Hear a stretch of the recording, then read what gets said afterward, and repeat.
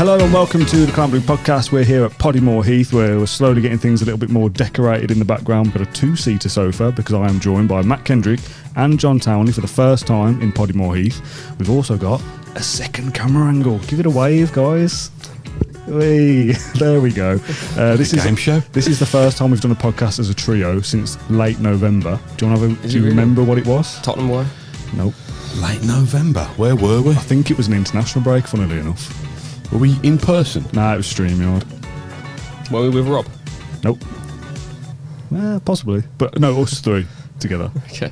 It was building the ultimate footballer. Oh, Do you remember that? right. Do you remember the gem? Yeah. Didn't it look like some kind of chemical experiment gone wrong by the time you've done the graphic? Yeah. Good times. If you've not seen that, go and watch it. It's an international break again, so we're here to do our Q&A. We're going to jump straight into the deep end with a difficult question, I think.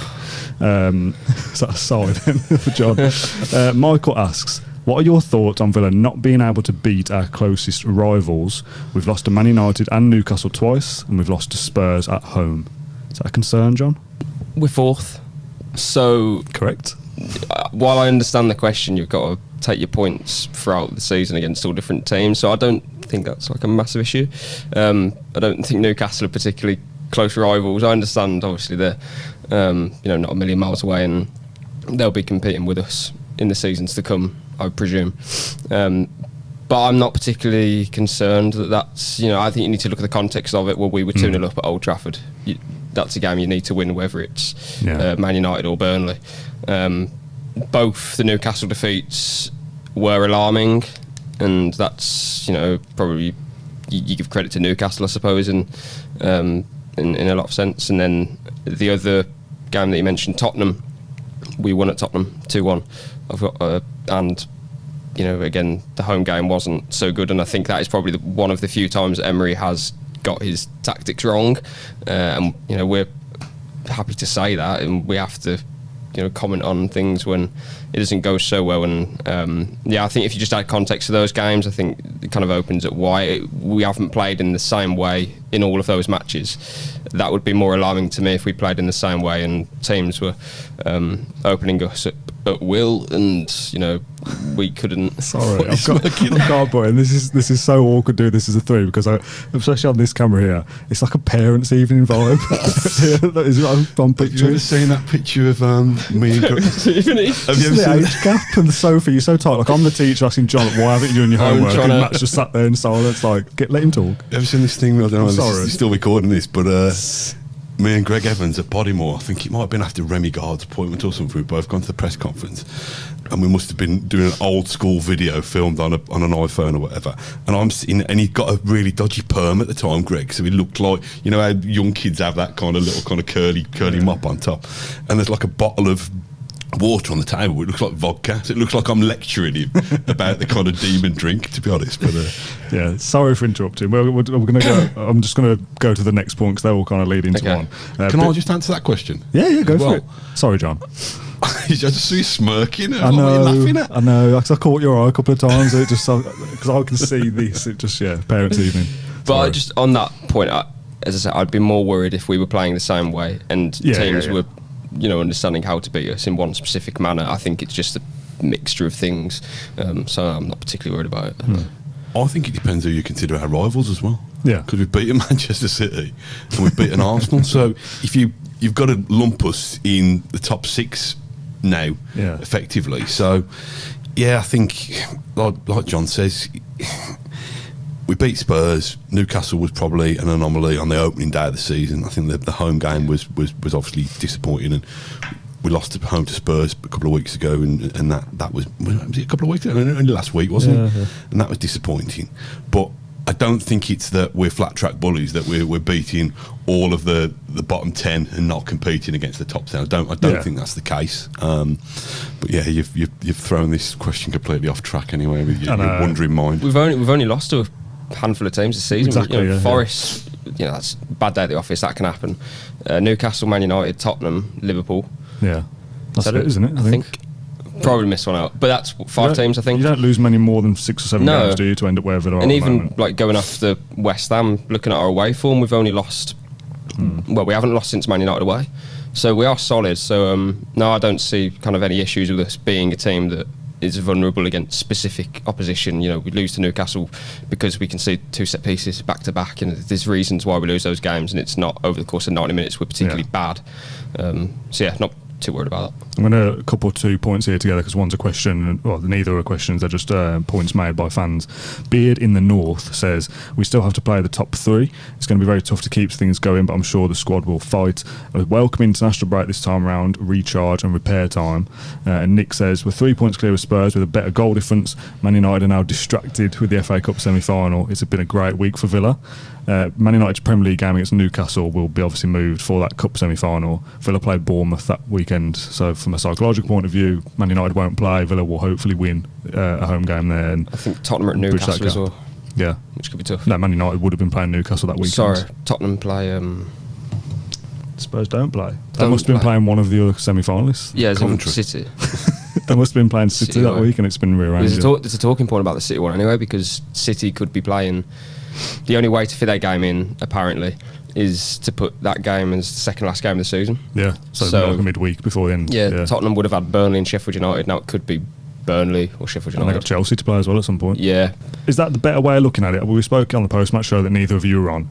Some of the pundits were saying it was points dropped for Villa. Was it points dropped or was it a point gained? It's a point gained, isn't it? I think given the fact that Villa were nowhere near our best first half. I thought when we equalised, I thought we looked like we got the momentum to go and win it. If you'd asked us, I don't know, 7 minutes into stoppage time, if you'd have had it as a point gained, you absolutely would have done. Yeah. Especially if you were sitting in the West Ham end like me, and you were just kind of sitting on your hands. It's hard, isn't it? Because the wider context is, I know it's an Emery thing to say, but we're in fourth at the moment. You can't expect to go and win all your games. You can't. Well, we were 2 points clear of Spurs before the weekend, and now we're 3.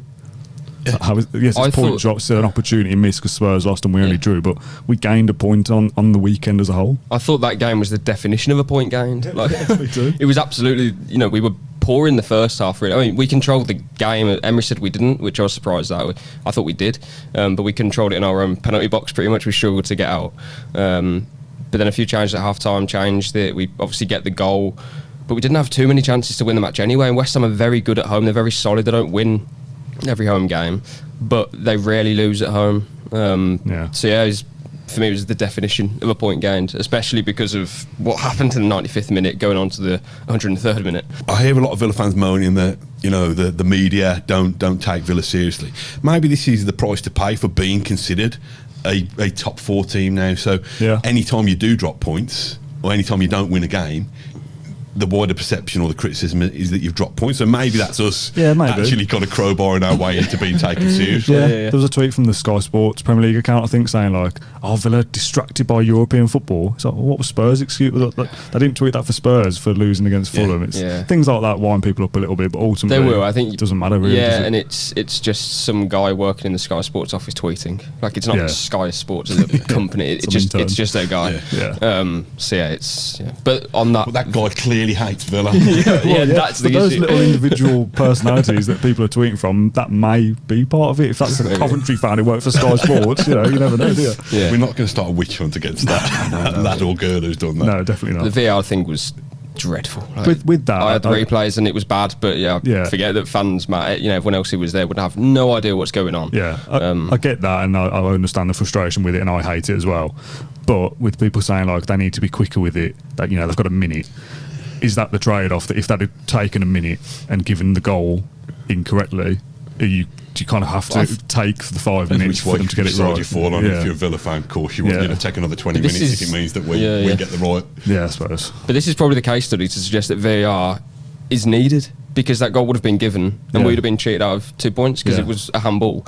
Why they've taken so long to make the decision, I don't know, but it does prove that VAR works in a roundabout way, because just needs to be more efficient. Like the Jay Rodriguez thing, it wasn't that bad. When he handballed it in the West Brom game, and I booted my cupboard at uni and broke it. It was not a good night, and that was the reason why we needed VAR. We saw it in the West Ham game. Yeah, there's plenty Shouldn't take 6 minutes for it. Yeah, I've got one here that is a negative one in my opinion, and I think you two will agree. So I want to get that out of the way and then go on to more positive things. It was from a YouTube comment that was just loads of letters as a username. So do you want to give me a name instead that I can put this onto? About Tarquin. Tarquin says. Where's that come from? I don't know where that comes from. It kind of undermines the seriousness now that I'm about to say it's Edwin last time. Edwin says. No, it's Edwin last time. This one's Tarquin. Oh, is it? Sorry. Tarquin says, wake up, Jesus. We've got 9 games left. 3 of those are against Man City, Liverpool and Arsenal. Do you think we're going to win one of those games? Very unlikely. And you're talking about a draw against West Ham being a good result. You're going to bleep that out? I have to bleep that, yeah. You're talking about a draw against West Ham being a good result. Tarquin. Wash your mouth out, Tarquin, you filth. When we lose or draw again next week against Wolves and then get beaten comfortably by Man City, maybe you will come back to reality. Yeah, that is my reality. I've said it all along that those 3 games I think we'll lose, but we can obviously still get Champions League. We don't have to win those 3 games to get the top 4 though, or top 5. No, we can lose them all. As long as we get points in the other games. Yeah, exactly. I don't understand the anger. I know. Yeah, where's the anger come from? What was there was nothing said like in the post-match show that was like antagonistic towards the audience or anything. Like, oh, you lot are idiots. Like, come on, everything's going to be fine. It was just a normal post-match show. What was Tarquin like when we were circling the plug hole under Remy Gard and when we were having to do banners with arrows under Paul Lambert to point the way to goal? This is, I'm not saying we drew 1-1 with West Ham. I think that is a good result. I'm not saying it excuses everything. Of course, we get disappointed about setbacks, but this is as good as we've seen for about 35 years. Yeah. And not to be ultra negative, but this might be as good as it gets. Sorry. Oh, but John. 4th place, though. John Quinn. Are we finishing above Arsenal, Man City, or Liverpool in the next few years? Probably not. So maybe. This is just, this is fantastic. This is, You've got to find joy in it, haven't you? Yeah, we were saying in a podcast previously, though, are we like over analysing everything? Should we just be enjoying it? Yeah. And that is difficult because we are going something, and because we've been there all season pretty much. If we don't get it, it will feel like we've finished 16th in a weird way for a few weeks anyway. I think we'll get over it. But I do agree with Tarquin. I don't have the anger of Tarquin, but it is going to be difficult. If we lose the next 4 in a row, of course, we're in a bit of a pickle. But you could win the next 4, and then we could. We need to win about 3 or 4 games. So it's rubbish for a podcast, but you just have to take every game as it comes because Wolves is now huge. Because we know City will be very tough. We probably won't win that game. If we can beat Wolves, we're in a good position to then look at Brentford, Chelsea at home. Beat Brighton, and you've probably got at least top 5 then. Also, it doesn't work like this. But to say Man City, Liverpool, and Arsenal, do you think we'll beat one of those? We have beaten 2 of that 3 already. Yeah. I'm not saying we'll go to the Emirates and the Etihad and win both. But I think they're free hits, though, aren't they? Yeah, which I'm okay with. Nothing to get angry about, then, is it? And because you go into the game as well and you're thinking, well, if we don't win today, as long as we beat Wolves, it's, just out of interest, and I'm not trying to be Team Tarquin, would that be our worst run of form? A defeat and a draw in the Premier League? Have we lost 2 back to back? No. Have we lost and drawn? I think we've lost and drawn. Lost and drawn at some point. I think we've lost and drawn. But yeah, that was my match report up until the 79th minute. It was Villa have lost back-to-back games for the first time this season, and I was writing it thinking, well, it's not too bad. And it felt almost like the Wolves and Man United games last season when we lost 2 in a row, and it felt like, oh, have we blown it? And we didn't. It felt like the draw against Brentford last season when Luiz scored late 87th minute or something. Yeah, in that back end. It was a game where I think Tony scored the opener, but then Brentford had a good chance to score again. I think we had Olsen in goal in the second half. It felt like there was a lot going against us, but we got out with a point. And Brentford lost like twice last season at home, maybe even once. And West Ham aren't that good, I don't think, this season, but it's still a very difficult place to go. Brentford were, a point away from us or something, I think, last season? Well, they were very close to Europe because they beat City on the last day. Yeah. And that's a similar position to where West Ham are, so it almost felt like a replica of that. Yeah. And that allowed us to, ultimately get the points we needed to achieve what we wanted to. So yeah, the end of the season will be very difficult, but there's enough games for us to win in that run. We just have to now do it. Yeah. Okay. Next segment is here's something I found this week rather than saw and wanted to talk about. So I'm going to get that thing over there and show John what it is. Right, so Matt will know what this is because Matt gave it to me, and I will allow you to give me the context in a little bit. But I thought I'd lost this in 2 house moves and found it in storage at a relative's house over the weekend and thought it can come and live in the office temporarily maybe. But I thought I'd share it on the podcast as well. Long-term Claret and Blue listeners will remember this. John, I think this was before your time of being with the company. I did listen before, but... Okay, maybe you will remember this then. Does this ring any bells? No. No, Okay. I think is that the... You can Matt read... bought it for you and it's hate comments or something, You can right? read some out, yeah, go for it. You with the big nose is boring. I think that's I about couldn't me. work out who that was, whether that was me or Dan. Matt Kendrick has the most boring and uninspiring voice in any podcast. There's one that's like, unsubscribed at the end. Subscription deleted. Subscription deleted, that's it, yeah. I love that. Oh, that's brilliant. Host lets the podcast down, not knowing how many points Villa have when in a relegation battle, to forgetting which games happened only a few months ago. There are plenty more knowledgeable Aston Villa podcasts out there. Jags P, Fair iTunes. Fair enough. It sounds factual to me. If you didn't know, you didn't know. We did use some of these for your appraisal, didn't we, that month? Do you remember? Yeah. Good times. Finally, something without these other 2 Muppets. Seriously, don't know who would watch anything on here that James Russian isn't on. Yeah. So there you go. There's a positive. That's a positive. Yeah. For James James. left the company. Yeah. What was the context of this, Matt? Was it a Christmas present or a I housewarming? think it was a or Christmas something? present, wasn't it? Housewarming. Didn't you get me That's fantastic. a little David Platt figure? Yes, I did. Like a little bobblehead thing. Yeah. But yeah, it's just a bit of fun, wasn't it? This is some like inspirational soppy music behind this. You're better than this, Dan. Stick to producing great content that pushes boundaries as opposed to churning out this for the sake of it for 50-year-old Birmingham Mail readers to listen to whilst they're on their overpaid bin rounds.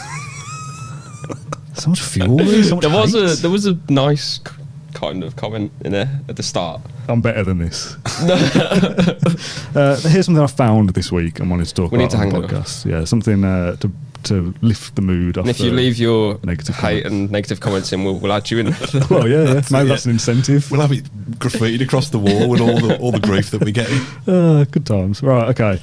Next up is Calvin Harris, not the DJ. I wouldn't want to assume. Is he a DJ? Is that the phrase?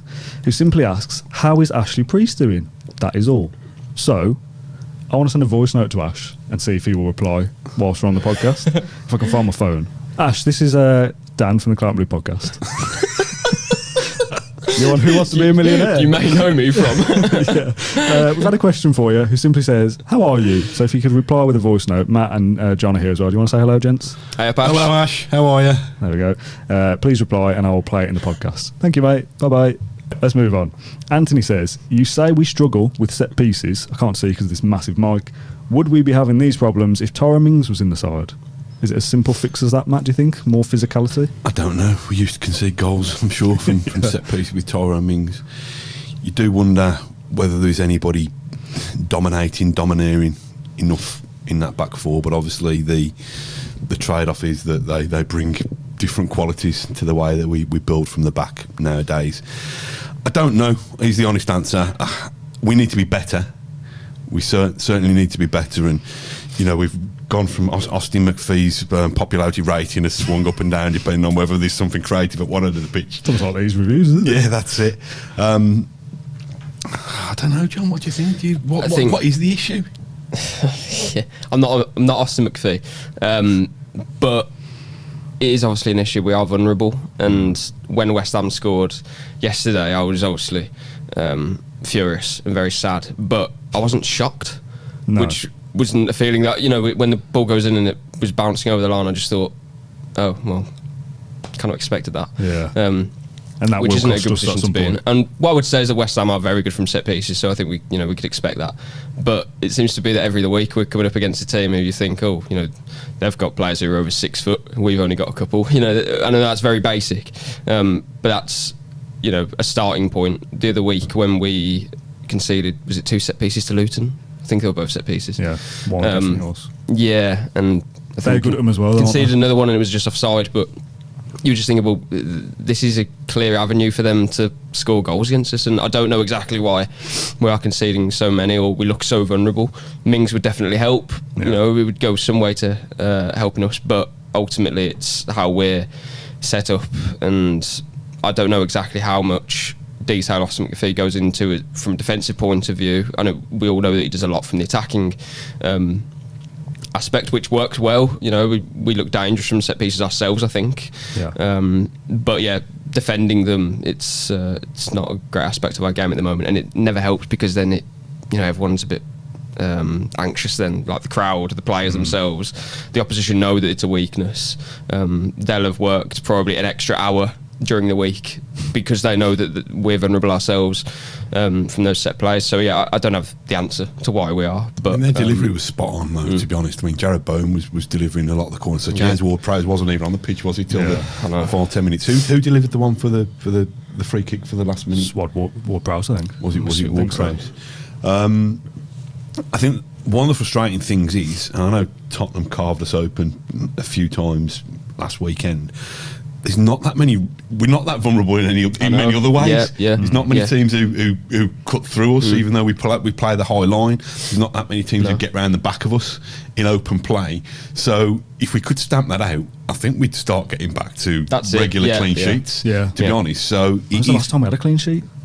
Do you know, John? The last time we had a clean sheet would have been Sheffield United 5-0. Yeah. Well, Ajax twice, but different kind of. Yeah. I'd have thought Sheffield United 5-0, but that is a good. Like the West Ham goal that they scored from open play, it still comes from a wide cross, and we're unorganised towards the back post with Conser and Longley. Kind of Antonio gets between them, and it's not obviously the same as a set piece, but a similar. Similar defensive standpoints, I suppose. But yeah, Matt's right. We rarely, apart from that Tottenham game, but again, you need context in that. It felt like an anomaly the way we played anyway. But we rarely give up many chances, and that's obviously a big strength, a big positive, especially for the way that we play, which looks quite open when we attack, but we are solid going the other way. I would say that John McGinn not playing, that could be an issue against Wolves, and obviously Man City because it's Man City, but Tielemans dropping deep.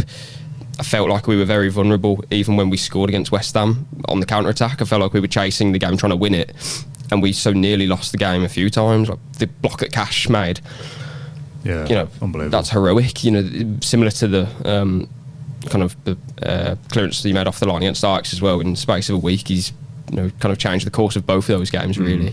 When we left Antonio as the last man, his own half.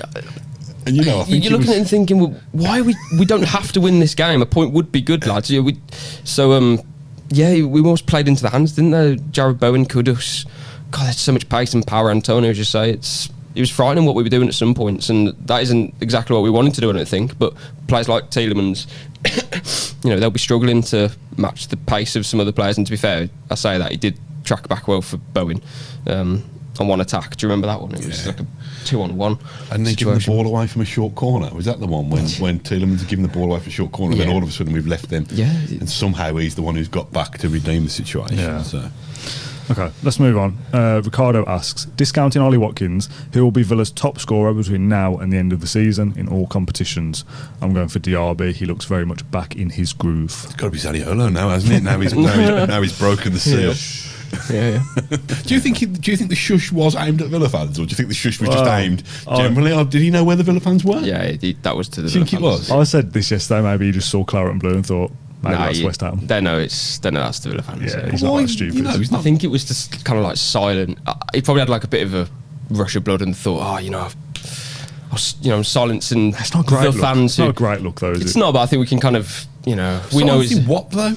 Like social media critics, because you're not getting he's not getting it on a match day though, is he? No. I think some players, they probably live in that world, though, don't they, of social media, and they probably think that is, that group of fans over there are all on Twitter and they're all commenting bad things about me, and they all think that I'm not a very good player. When I score, I'm going to show them, like, not in a bad way, although it seems bad, but it's almost like I proved you wrong, but shushing your fans isn't the best look. But I think would an ear cup have been more better than a shush? Yeah, because you kind of interpret that as like like I can hear you. Yeah, you're loud, lads. I'm more bothered about the goal than whatever. I think we can forgive him, Carl. But I just want to go to all those critics on there.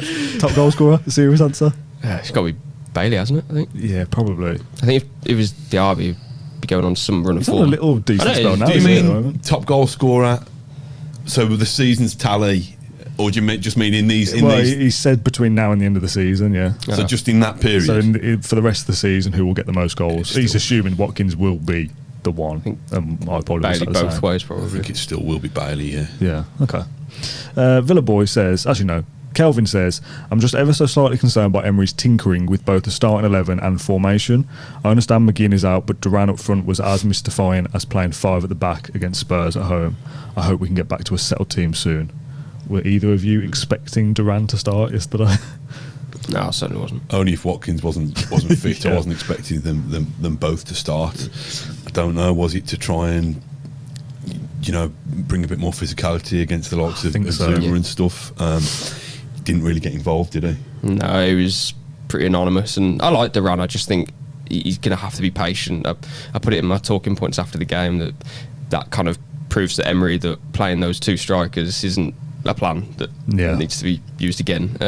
Our structure was much better in the second half. That's why we had so much dominance in their in our final third, and Cash coming on helped a lot. He said that after the game as well. He said that Diaby, Bailey, Cash on the right, they combined well, and in the first half that isn't something that Villa had at all. I remember a couple of times when Conte would play the ball down the line to Bailey, and that would be it. There'd be no link there at all. But on the other side, Rodgers did have a bit of freedom.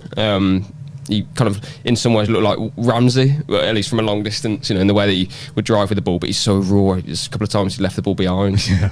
It's definitely something in Rodgers, but, also... It's time and then also, he wouldn't be starting, would he, if Ramsey was fit? Yeah. If McGinn was fit, I'd expect Tielemans was playing left. Well, you'd probably pick him over Rodgers. Emery is working not kind of to the bare bones, and these are players who cost a lot of money, really.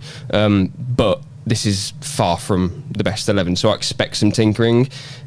It's a shame that Duran starting has basically cost us the first half, really. In the Tottenham game, Emery's tactics, I wouldn't say cost us much because we could lose to Spurs anyway. But, those 2 games, the Tottenham game in the first half of West Ham, that hasn't gone well because of tactics, I think. But I think Emery probably knows now for the second half of the season, especially when McGinn's back as well.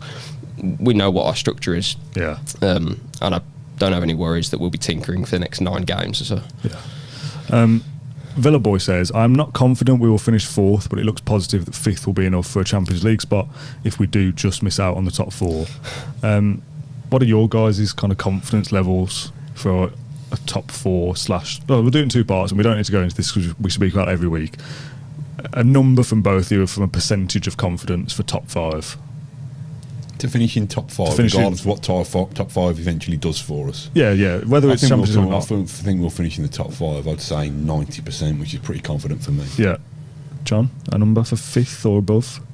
65%. 65? Wow, okay. That's much less than I was expecting. I don't want to be negative, But you are. I think we've got a lot to do still. Yeah, okay. 4th then? 45. It's hard, isn't it? 'Cause it's as much about those chasing us as it is about us. I'm still confident. I'd still say I'll go with John's 65% from the previous one. Yeah, okay, that's fair. We can definitely get. That's why I'm still confident of 65%. It's still it's not 90, but I'm still confident we're going to get top 5, and top 4. I think will almost be like a flip of a coin between us and Spurs. That's how I see it. But I'm not ruling out Man United. I can't do that. I think the second leg of the European games is something like April the 17th or something like that. So we should, let's say all those German sides went out, you'd probably know. 7 games of the season? So you could know with 5 or 6 games left of the Premier League, 5th will definitely be Champions League. Yeah, pretty much. Possibly. I'd have thought so, yeah. We've got a tough tie ourselves against Lille. We should get through it. Yeah. But you never know. Liverpool are the one that, if they can go all the way and win the Europa League, that will help England. Would that be enough? Just one English team? Well, not on it. I don't think it'll be enough on its own if Bayern Munich win, and Dortmund might beat Atletico. It's the draw. I think the draw was basically the worst it could be, pretty much, for the English teams. I do, because even Arsenal and City, they both would be playing each other in the semi. So, you could look at it one way and think, well, at least one of them will be going through, it'll come almost all the way. It wasn't the ideal draw, basically. But if we just keep winning enough games, hopefully we'll finish 4th. Yeah, exactly. It's in our hands. It's in our hands, yeah. I actually asked on Twitter whether it was in our hands or not, top Champions League. Is it in our hands? Yeah. I'll get you the poll results. Is finishing in the top 4 in our hands? We've obviously got a 3-point gap now on 5th.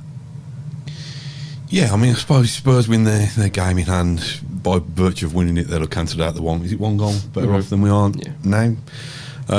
So strictly speaking, if Spurs go and win all their games, no, it's not in our hands. But I don't think Spurs will go and win all their games, and I think we're there in that position at the moment. We're in the top 4 where Spurs and Manchester United would like to be. Whether it's in our hands or not, all we can do is keep our end of the bargain, can't we? And I do think we'll do enough to do that. I had 300 votes on a Twitter poll. 70% say yes, it's in our hands. 9% say no, and 20% say it's too early to say. Which I don't know why I put that in, really, because it kind of does that mean no? Yeah, Probably it eliminates. What about now? When did you put the poll? So yesterday, so maybe a day on it. It's now not too early to say. Yeah. We've slept on it, and we now think. Yeah. I think it's in our hands as well because we know that we're capable because we've been here the whole season. If we'd beat Spurs, I think we could be saying. I know we lost to Spurs 4-0.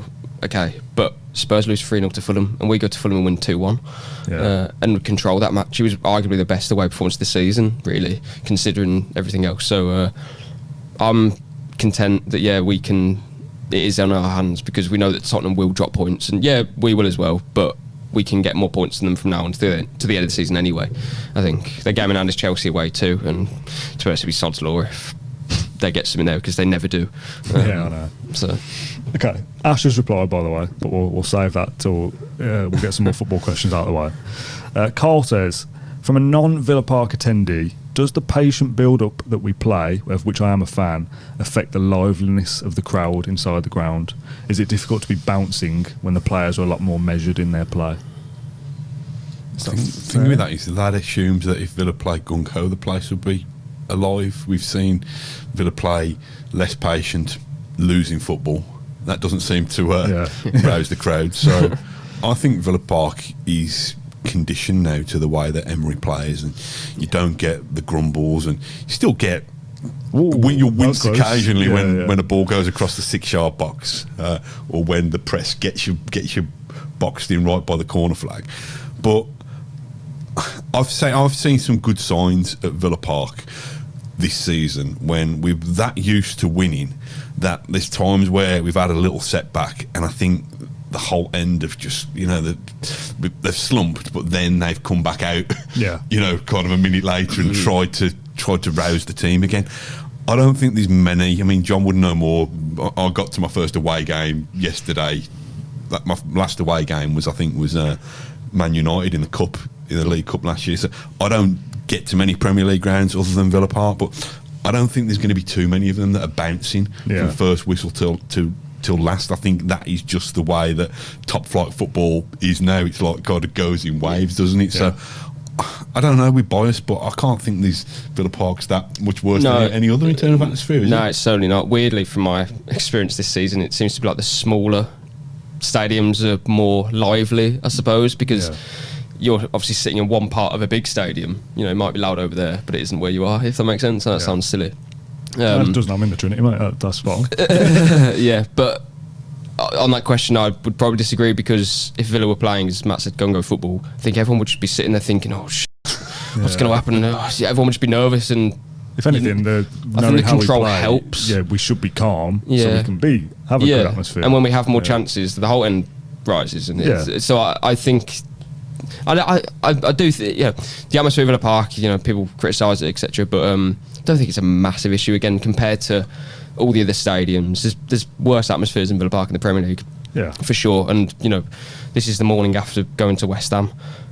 That is so soulless, the London Stadium. I felt sorry for the West Ham fans. It's the first time I've been there. I know a lot of Villa fans have already been there for a few seasons now. It was my first experience, and I'm sure Matt agrees. It was just, it's not fit for football. Like the Villa fans. Well, hang on, John. I had a 3-course meal in the hospitality lounge, so I can't complain at all. I thought it was a wonderful experience. I thought it was simply divine, darling. Actually, the Villa fans were singing trio puddings. Just the one pudding. Villa fans were singing like "You've sold your soul for this S-hole," and the West Ham fans were clapping. They were clapping the Villa fans. It's like it was a joke. Have you ever been to Upton Park? No, I've never been to Upton Park.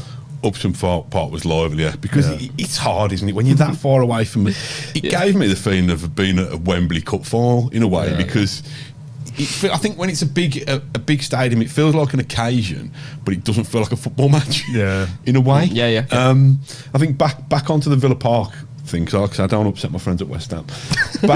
Back onto the Villa Park thing. What's the alternative? That we suddenly unprogram the way that the successful one. I'm not trying to be an arse to the person who's asked the question. It's only Tarquin and Edwin who I've got a problem with on this show. But we're going to start going. We're going to move it quickly. We're going to go long to Duran so Watkins can feed on scraps around him. Just so the North stand might join in, or just so the silent zone in the Trinity might join in with a chant about Matty Cash. If I put this to Emery at Poddymoor Heath, I wonder what he'll say. Don't waste a question, mate. Honestly, it's not worth wasting a question for the podcast, really. Rich says, if Villa were to lose Douglas Luiz in the summer for FFP reasons, fingers crossed we won't, by the way, would you I don't know what the correlation here is, but I'm going to ask it anyway. Would you take Barry Bannon? Well, similar.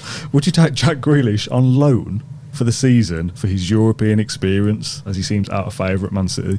Now, I don't know what the correlation is between losing Douglas Luiz and getting Jack Grealish on loan, but let's go with it.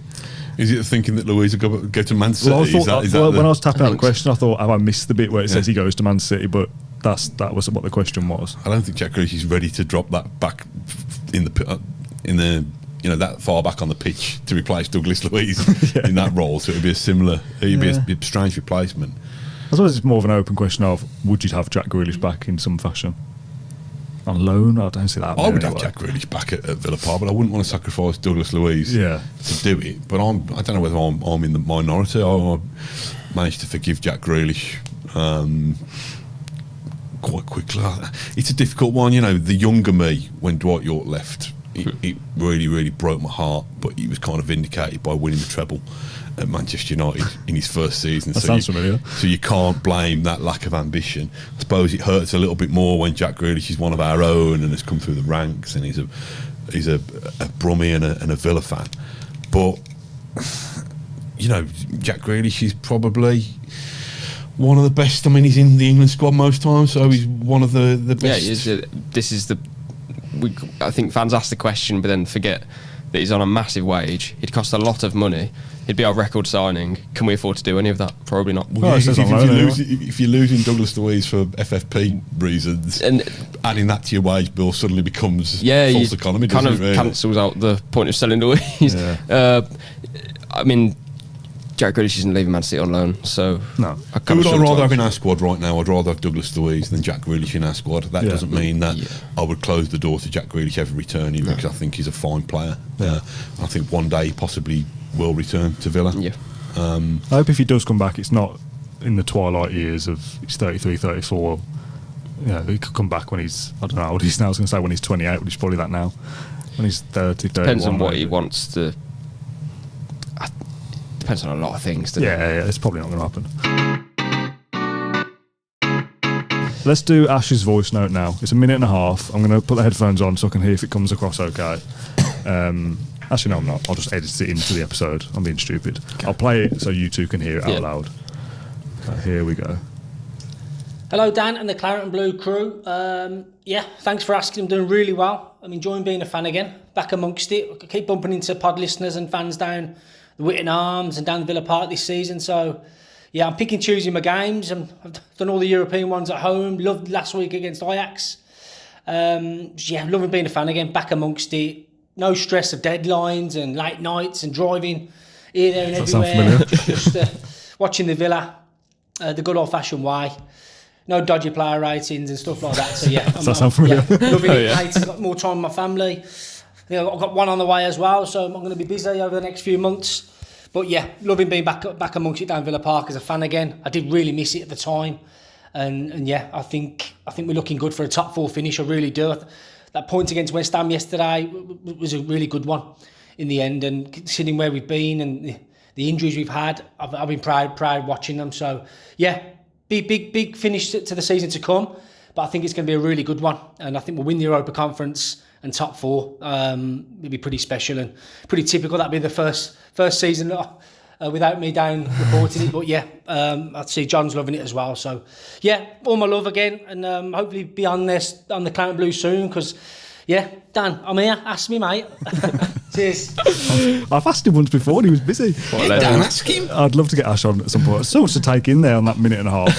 Yeah, it's the breaking news as well. Expecting Dad. Has he tweeted that or anything? Or is that I don't think so. I think that's a Claret and Blue exclusive.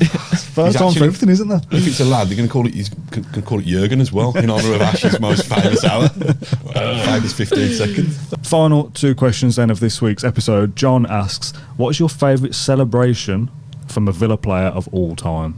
Albert Doma's headstand. Oh, that's a great shout, Forgot about that one, yeah. That is a great one. That's good. Jonathan Codger's guitar leg. That was a good one. It's bizarre. Yeah, weird, but yeah. Was that Adoma one against Blues? The 2-0. What was it? Remember? It might not have been, I don't know. There was one, he stood on the whole end like that. Yeah, that was the Blues. That might have been Blues. But then did he do a headstand? I think the headstand was away. Is it away? The headstand was against somebody other than Blues. I don't think it was against Blues. My favourite is going to be the classic. It's going to be the umbrella, innit? After Dalian's. Dalian's wonder goal. Rain Man just comes wandering out of the away end and then shields Dino and Dalian from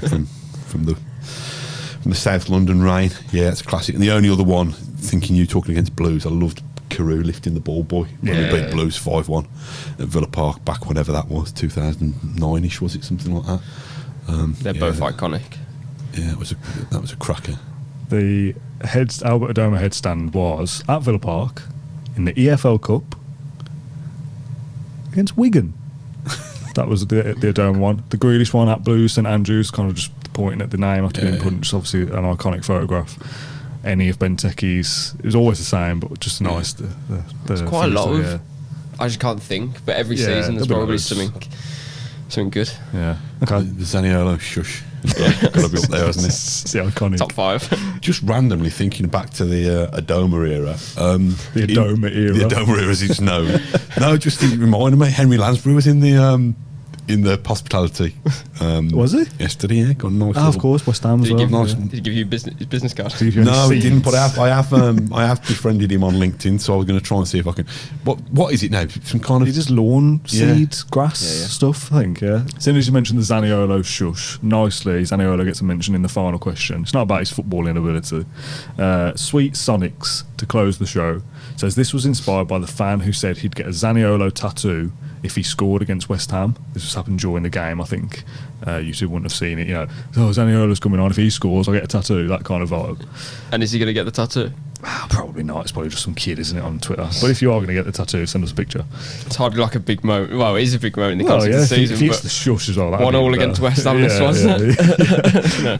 So if you had to have a big tattoo of a player, who would it be and where would you have it? So I followed up on Twitter and said, how big are we talking? Yeah. And they say at least half of your arm. So that's not necessarily, it's got to be on your arm, but it's got to be that kind of size somewhere. Anything immediately jumping out to you? No. Have we got any tattoos amongst us? I was going to ask that. No, I haven't. No. Nah. I don't like needles.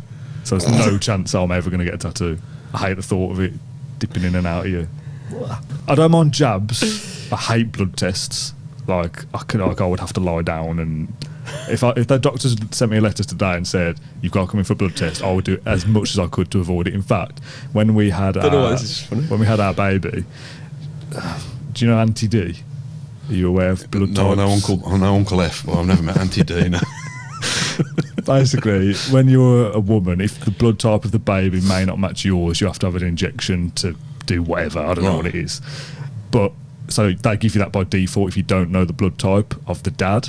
Right. God, I don't know mine. You don't know yours. So I was asked very politely, would you have a blood test so we can find out if our blood type is the same, because then I won't have to have this injection. You fainted. And I didn't do it. Oh. I said, I'm not. I had a nightmare blood test experience that last week, and it didn't even involve the blood test. It didn't even involve the needle. So I went to Rowley Regis Hospital to go for a blood test. Is this interesting? Not really, but it is to me. I got there, and they hadn't got my records on file, so it was wasted. But if you're in and out of the car park in less than 15 minutes, you don't have to pay. So I'd gone back to the car thinking I'm in here, but the entrance is the same, the barrier's the same, and there were 2 or 3 cars arriving. But I thought I'd still got there, so I thought I was still under the 15 minutes. So rock up to the barrier as close as you possibly can. You've got to be super close to the thing, so you're not hanging out your window to reach the ticket. And then when I was doing it, somebody was right up my bumper trying to get out as well. the 15 minutes had expired, so I then got to get a ticket and go in and pay. But I couldn't open my door enough, and I couldn't reverse to let the bloke behind me know. So I'm like kind of half gesturing out the window. And I never even got the blood test, and it cost me £3. So tattoos. What a nightmare. I don't know. So it's got to be a face. I don't know. It just says a big tattoo of a player. It's got to be a face, isn't it? Because See, if it was just initials, I'd go like Mark Kinsella or something, so it's my own initials or something like that. If one were talking about celebrations, if you could have like the silhouette of the Grealish or the silhouette of the ball boy and crew or something like that. Well, that's a weird one, isn't it? I shouldn't have said that. But yeah, that kind of thing. The umbrella man. Is that a better way of doing it? Maybe would that be interesting? You'd be celebrating like a moment rather than just. Like I can have, so I'll have on my back and up to my back of my shoulders. I want the behind view of Benteke doing that. So if I take my t-shirt off, it looks like I'm doing the same thing. Benteke on my back, life size. So when you ask your partner to apply your sun cream, just don't forget your shoulders. 20 Benteke a bit. Oh, it's just horrible, isn't it? The thought of having. Imagine having to go get a tattoo on your back. Oh, honestly, it makes my. So if we're just doing scenes, I'd have Jed Steer eyeballing Mason Holgate on my buttocks. On one buttock with Jed Steer. Okay, good. I was going to say John could have Mason Holgate, you could have Jed Steer, and then you've always got to sit next to each other so you could see the scene. How would you just explain the random Mason Holgate on him there? Big fan. Well, okay, let's call it a day there. I'm closing my laptop. I've had enough of that nonsense. Gents, thank you very much for joining me. Can we give a couple of shout-outs? Yes, you can. So, 3 shout-outs on the train yesterday down from New Street to Euston. It was John, Cian, John Townley, and Jacob. It wasn't John Townley. Good set of Villa fans who were just having a good chat on the way down. I don't know whether John would appreciate this. You've got a bit of Joe Pesci about him. But they were good. We had a good natter all the way down. Again, my son just kind of rolls his eyes when somebody says, "Oh, Matt, we love the podcast." And my son's thinking, "Oh, Dad's going to be chatting all the way down." He'll be on the podcast again. Which was right. And my other shout out, my daughter went to a sleepover at a friend's the other night, and she texted me. I thought, "Oh, bless, Eden's missing me." No, one of her friends watches. She's like, so her friend's dad, who's not a football fan at all, Ian knows somebody called Adam Lakin. Can you shout him out on your next podcast? He's a Villa fan and he knows who you are. I don't know, that sounds quite ominous, isn't it? Yeah. So big shout out to Adam Lakin, who is the friend of my daughter's father. So thanks for watching, Adam. Okay, lovely stuff. John, any shout outs for you? Or can we I feel a bit like unpopular over here, but talking of unpopular, the host lets this podcast down, and there are plenty more knowledgeable Aston Villa podcasts out there. If you want to leave a glowing review for this episode, go on Spotify or Apple Podcasts and get involved with that. If you've enjoyed this show, scroll down to the YouTube comments and get involved and share your thoughts on the things we've discussed this afternoon. Thank you both for coming into Poddymoor Heath the first time, and hopefully not the last. We do this as a trio. We'll have some content coming out through the international break. Obviously no match previews or anything like that, and no post-match shows. So if you've got any suggestions for things you want us to talk about in more detail, share those with us as well, and we'll do some more stuff this week. Thanks everyone for watching, and we'll see you next time.